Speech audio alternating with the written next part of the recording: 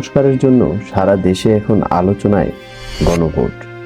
গণভোট এমন একটি প্রক্রিয়া যেখানে জনগণ সরাসরি ভোট দিয়ে কোনো নির্দিষ্ট বিষয়ে তাদের মতামত দেয়। উদাহরণ হিসাবে বলা যায় সংবিধান সংশোধন, আইন তৈরি, রাজনৈতিক সংকট মোকাবেলা করা, এমনকি শাসন ব্যবস্থায় পরিবর্তন আনার ক্ষেত্রেও গণভোটের আয়োজন করা হয়। ব্যালটে হা অথবা না ভোটের মাধ্যমে গণভোট দেওয়া হয়। স্বাধীন বাংলাদেশে এখন পর্যন্ত নানা রাজনৈতিক অবস্থার প্রেক্ষাপটে মোট 3 বার গণভোট অনুষ্ঠিত হয়েছে। এর মধ্যে 2টি ছিল প্রশাসনিক গণভোট এবং আরেকটি ছিল সাংবিধানিক গণভোট। 1977 সালে রাষ্ট্রপতি জিয়াউর রহমানের আমলে প্রথম গণভোট অনুষ্ঠিত হয়েছিল। দ্বিতীয় গণভোট হয়েছিল রাষ্ট্রপতি হুসাইন মোহাম্মদ এরশাদের শাসনামলে 1985 সালে। সবশেষ 15 সেপ্টেম্বর 1991 তারিখে দেশের প্রথম নারী প্রধানমন্ত্রী বেগম খালেদা জিয়ার শাসনামলে গণভোট অনুষ্ঠিত হয়েছিল। এই 3টি গণভোটের ইতিহাস, বিষয় ও 2026 সালে অনুষ্ঠিত হতে যাওয়া গণভোটের সকল তথ্য জানানো হবে আজকের ভিডিওতে।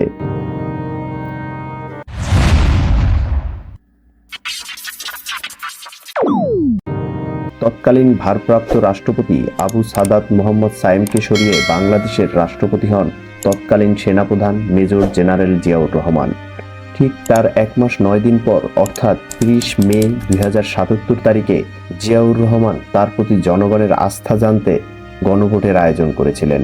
তখনকার এই গণভোটে একটি মাত্র প্রশ্ন ছিল, তা ছিল আপনি কি রাষ্ট্রপতি জিয়াউর রহমানের নেতৃত্ব ও শাসনের প্রতি আস্থা রাখেন? অর্থাৎ এটি কোনো বিশেষ কোনো নীতিমালা বা আইনের উপর নয়, বরং রাষ্ট্রপতির জনপ্রিয়তা ও বৈধতা যাচাই করার জন্য করা হয়েছিল। সেই ভোটে মোট ভোটার উপস্থিতি ছিল প্রায় 88.05%। তখনকার সরকারি হিসেব অনুযায়ী ফলাফলে প্রায় 98.88% হা ভোট পড়ে। এই গণভোট মূলত 3টি কারণে গুরুত্বপূর্ণ ছিল। রাজনৈতিক বৈধতা প্রতিষ্ঠা। সেনা অভ্যুত্থানের মাধ্যমে ক্ষমতা গ্রহণের কারণে তখন জিয়াউর রহমানের শাসনের বৈধতা নিয়ে প্রশ্ন উঠেছিল। গণভোটের মাধ্যমে তিনি জনগণের সমর্থন প্রতিষ্ঠা করতে চেয়েছিলেন। এটি ছিল একটি রাজনৈতিক কৌশল যা দেখাতো যে তার শাসনে জনগণের সমর্থন রয়েছে। রাষ্ট্রপতি হিসেবে স্থায়িত্ব নিশ্চিত করা। 1977 সালের প্রেক্ষাপটে বাংলাদেশে রাজনৈতিক ও সামাজিক অস্থিরতা ছিল। গণভোটের ফলাফলের মাধ্যমে তিনি রাষ্ট্রপতি হিসেবে স্থায়িত্ব ও স্থিতিশীলতা নিশ্চিত করতে চেয়েছিলেন। এটি একটি জনমতের অনুমোদন হিসেবে কাজ করেছিল। তখন দেশের রাজনৈতিক স্থিতিশীলতা ও নেতৃত্বের স্বীকৃতি। দেশ তখন অভ্যন্তরীণ রাজনৈতিক সংঘাত এবং বিভিন্ন রাজনৈতিক দল ও ফ্রন্টের চাপের মুখে ছিল। গণভোটের মাধ্যমে জনগণের সমর্থন পাওয়া অর্থাৎ নাগরিকদের ভোটে ক্ষমতার বৈধতা প্রাপ্তি দেশকে রাজনৈতিক স্থিতিশীলতার একটি সংকেত দেয়। তখনকার প্রেক্ষাপটে বলা হয়েছিল জিয়াউর রহমানের এই গণভোটটি মূলত সেনা সমর্থন, প্রশাসনিক নিয়ন্ত্রণ, রাজনৈতিক প্রচারণা এবং জনমনের মনস্তাত্ত্বিক কৌশলের মাধ্যমে কার্যকর করা হয়েছিল। এর মাধ্যমে তিনি রাষ্ট্রপতির পদকে রাজনৈতিক ও সাংবিধানিকভাবে বৈধতা দিতে সক্ষম হন, যদিও এর স্বচ্ছতা ও সততা নিয়ে বিতর্ক রয়েছে। 21 মার্চ 1985 দেশের দ্বিতীয় গণভোটটি রাষ্ট্রপতি HM এরশাদের শাসনের পক্ষে জনগণের সমর্থন নেওয়ার জন্য আয়োজন করা হয়েছিল। 30 মে 1981 একদল সেনা কর্মকর্তা রাষ্ট্রপতি জিয়াউর রহমানকে হত্যা করে। জিয়াউর রহমানের হত্যাকাণ্ডের পর বাংলাদেশ সুপ্রিম কোর্টের সাবেক বিচারপতি ও বাংলাদেশ জাতীয়তাবাদী দল BNP এর সহসভাপতি আব্দুস সাত্তার অস্থায়ী রাষ্ট্রপতি হিসাবে দায়িত্ব গ্রহণ করেন এবং 15 নভেম্বর 1981 তারিখে দেশব্যাপী অনুষ্ঠিত প্রেসিডেন্ট নির্বাচনে রাষ্ট্রপতি হিসাবে নির্বাচিত হন তিনি। যদিও সেই নির্বাচন নিয়ে বেশ বিতর্ক ছিল তখন। দায়িত্ব গ্রহণের 4 মাসের মধ্যে অর্থাৎ 24 মার্চ 1982 তারিখে সেনাপ্রধান হুসাইন মোহাম্মদ এরশাদ তৎকালীন রাষ্ট্রপতি ও বিচারপতি আব্দুস সাত্তারকে ক্ষমতাচ্যুত করেন এবং সামরিক আইন জারি করেন। এরপর তিনি প্রধান সামরিক আইন প্রশাসক হিসেবে দেশ শাসন করতে থাকেন। এই সামরিক শাসনের বিরুদ্ধে শুরু থেকেই বিভিন্ন রাজনৈতিক দল, বিশেষ করে আওয়ামী লীগ ও BNP নেতৃত্বাধীন জোটগুলো আন্দোলন গড়ে তোলে।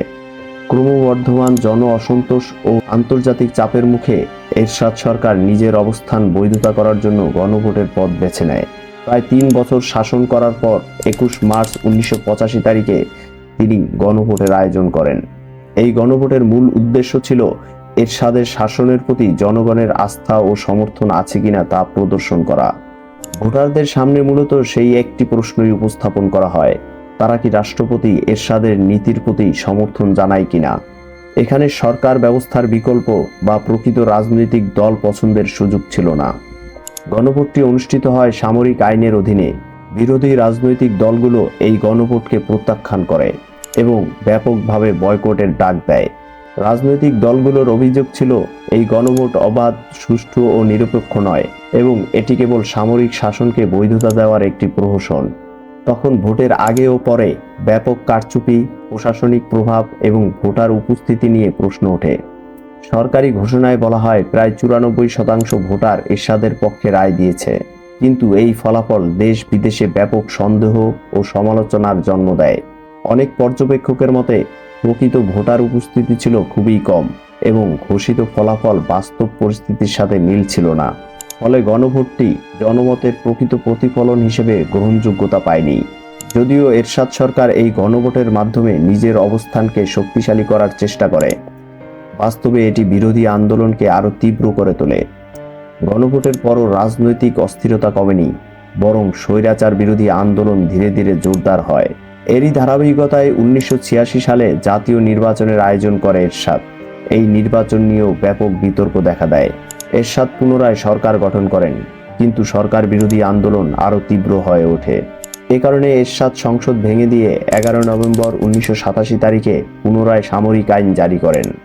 শেষ পর্যন্ত 6 ডিসেম্বর 1990 তারিখে গণ অভ্যুত্থানের মাধ্যমে এরশাদের শাসনের পতন ঘটে। 1991 সালে বাংলাদেশের তৃতীয় গণভোটটি সংবিধানের 12তম সংশোধনী অনুমোদনের জন্য অনুষ্ঠিত হয়। বাংলাদেশের রাজনৈতিক ইতিহাসে 1991 সালের গণভোট একটি অত্যন্ত গুরুত্বপূর্ণ ও ইতিবাচক ঘটনা। দীর্ঘ সামরিক ও আধা সামরিক শাসনের অভিজ্ঞতার পর এই গণভোটের মাধ্যমে দেশে রাষ্ট্রপতি শাসন ব্যবস্থা বাতিল করে সংসদীয় গণতন্ত্র পুনরায় প্রতিষ্ঠা করা হয়। এটি ছিল গণ আন্দোলনের ফসল এবং গণতন্ত্রের পথে একটি বড় মোড়। 27 ফেব্রুয়ারি 1991 জাতীয় সংসদ নির্বাচনে বিএনপি সংখ্যাগরিষ্ঠতা পায় এবং দেশের প্রথম নারী প্রধানমন্ত্রী হন বেগম খালেদা জিয়া। এ সময় সংবিধান অনুযায়ী বাংলাদেশে রাষ্ট্রপতি শাসন ব্যবস্থা বহাল ছিল, ফলে রাষ্ট্রপতি ও প্রধানমন্ত্রীর মধ্যে ক্ষমতার ভারসাম্য নিয়ে প্রশ্ন দেখা দেয়। এই অবস্থায় সংসদীয় গণতন্ত্রে ফিরে যাওয়ার দাবি জোরালো হয়। 15 সেপ্টেম্বর 1991 বাংলাদেশের তৃতীয় গণভোট অনুষ্ঠিত হয়। এই গণভোটে ভোটারদের সামনে একটি মাত্র প্রশ্ন উপস্থাপন করা হয়, তারা কি রাষ্ট্রপতির শাসন ব্যবস্থার পরিবর্তে সংসদীয় শাসন ব্যবস্থা পুনরায় প্রবর্তনের পক্ষে কিনা। গণভোটে বিপুল সংখ্যাগরিষ্ঠ মানুষ সংসদীয় শাসন ব্যবস্থার পক্ষে রায় দেয়। এর ফলে সংবিধানের 12শ সংশোধনী পাশ হয়, রাষ্ট্রপতির নির্বাহী ক্ষমতা বিলুপ্ত হয়, প্রধানমন্ত্রী ও মন্ত্রিসভা দেশের নির্বাহী ক্ষমতার কেন্দ্রবিন্দু হয় এবং বাংলাদেশ পূর্ণাঙ্গভাবে সংসদীয় গণতন্ত্রে প্রত্যাবর্তন করে। 1991 সালের এই গণভোটে প্রচলিত অর্থে কোনো বড় বিতর্ক ছিল না। ভোটটি তুলনামূলকভাবে অবাধ, সুষ্ঠু ও স্বচ্ছভাবে অনুষ্ঠিত হয়েছিল, কারণ রাষ্ট্রপতি শাসন ব্যবস্থার পরিবর্তনের বিষয়ে সকল রাজনৈতিক দল একমত ছিল। গণভোট 2026 বাংলাদেশের রাজনৈতিক ইতিহাসে জুলাই অভ্যুত্থান একটি অত্যন্ত গুরুত্বপূর্ণ ও আলোচিত ঘটনা। এটি শুরু হয় সরকারি চাকরিতে কোটা ব্যবস্থা নিয়ে শিক্ষার্থীদের আন্দোলনের মাধ্যমে। শুরুতে আন্দোলনটি সীমিত ও শান্তিপূর্ণ ছিল, কিন্তু সরকারের দমন নীতি, পুলিশ সহিংসতা ও আন্দোলনকারীদের গ্রেপ্তারের ফলে এটি দ্রুত ব্যাপক গণ আন্দোলনের রূপ নেয়। এই গণ অভ্যুত্থানের ফলস্বরূপ তৎকালীন প্রধানমন্ত্রী শেখ হাসিনার নেতৃত্বাধীন সরকার ক্ষমতাচ্যুত হয়। পরবর্তীতে ডক্টর মোহাম্মদ ইউনূসের নেতৃত্বে অন্তর্বর্তীকালীন সরকার গঠিত হয়। অন্তর্বর্তীকালীন সরকার ইতিমধ্যেই 12 ফেব্রুয়ারি 2026 তারিখে একই দিনে বাংলাদেশের জাতীয় সংসদ নির্বাচন ও গণভোট অনুষ্ঠিত হওয়ার ঘোষণা দিয়েছেন। এই গণভোটে ভোটারদের সামনে মূলত 4টি প্রশ্ন উপস্থাপন করা হবে। তা হলো, আপনি কি জুলাই জাতীয় সনদ বাস্তবায়ন আদেশ 2025 এবং জুলাই জাতীয় সনদে লিপিবদ্ধ সংবিধান সংস্কার সম্পর্কিত নিম্নলিখিত প্রস্তাবসমূহের প্রতি আপনার সম্মতি জ্ঞাপন করিতেছেন? ক. নির্বাচনকালীন তত্ত্বাবধায়ক সরকার, নির্বাচন কমিশন এবং অন্যান্য সাংবিধানিক প্রতিষ্ঠান জুলাই সনদে বর্ণিত প্রক্রিয়ার আলোকে গঠন করা হইবে। খ. আগামী জাতীয় সংসদ হইবে 2 কক্ষ বিশিষ্ট ও জাতীয় সংসদ নির্বাচনে দলগুলোর প্রাপ্ত ভোটের অনুপাতে 100 সদস্য বিশিষ্ট একটি উচ্চ কক্ষ গঠিত হইবে এবং সংবিধান সংশোধন করিতে হইলে উচ্চ কক্ষের সংখ্যাগরিষ্ঠ সদস্যের অনুমোদন দরকার হইবে। গ সংসদে নারী প্রতিনিধি বৃদ্ধি, বিরোধী দল হইতে ডেপুটি স্পিকার ও সংসদীয় কমিটির সভাপতি নির্বাচন, মৌলিক অধিকার, বিচার বিভাগের স্বাধীনতা, স্থানীয় সরকার, প্রধানমন্ত্রীর মেয়াদ, রাষ্ট্রপতির ক্ষমতাসহ তফসিলে বর্ণিত যে 30টি বিষয়ে জুলাই জাতীয় সনদে ঐক্যমত্য হয়েছে সেগুলো বাস্তবায়নে আগামী সংসদ নির্বাচনে বিজয়ী রাজনৈতিক দলগুলো বাধ্য থাকিবে। জুলাই জাতীয় সনদে বর্ণিত অপরাপর সংস্কার রাজনৈতিক দলগুলোর প্রতিশ্রুতি অনুসারে বাস্তবায়ন করা হইবে। সবশেষে হা ও না লেখা 2টি ঘর থাকবে। এখন প্রশ্ন হচ্ছে, বারবার বলা এই জুলাই জাতীয় সনদ কি? জুলাই সনদ হলো 2025 সালে প্রণীত একটি রাষ্ট্র ও সংবিধান সংস্কারের কাঠামোগত প্রস্তাব, যা রাষ্ট্র ও সংবিধান সংস্কারের লক্ষ্যে প্রণয়ন করা হয়। অর্থাৎ জুলাই জাতীয় সনদ নামে একটি রোডম্যাপ গঠন করা হয়েছে, যাতে রাষ্ট্রের 84টি বিষয় সংস্কারের প্রস্তাব রয়েছে। এগুলোর মধ্যে 48টি সরাসরি সংবিধান সংশোধন সম্পর্কিত। কেস ভিত্তিক রাজনৈতিক মতানৈক্য হলেও মোট 48টি বিধান গণভোটে হা হলে অনুমোদিত হিসেবে গণ্য হবে। এর মানে হচ্ছে 2026 সালে হতে যাওয়া গণভোটটি একটি প্যাকেজ, যেখানে একবারের ভোটে 48টি সংবিধান সংশোধন সংক্রান্ত বিষয়সহ অন্যান্য রাষ্ট্র ও প্রশাসন সংস্কারের বিষয় অনুমোদন বা প্রত্যাখ্যান করা হবে।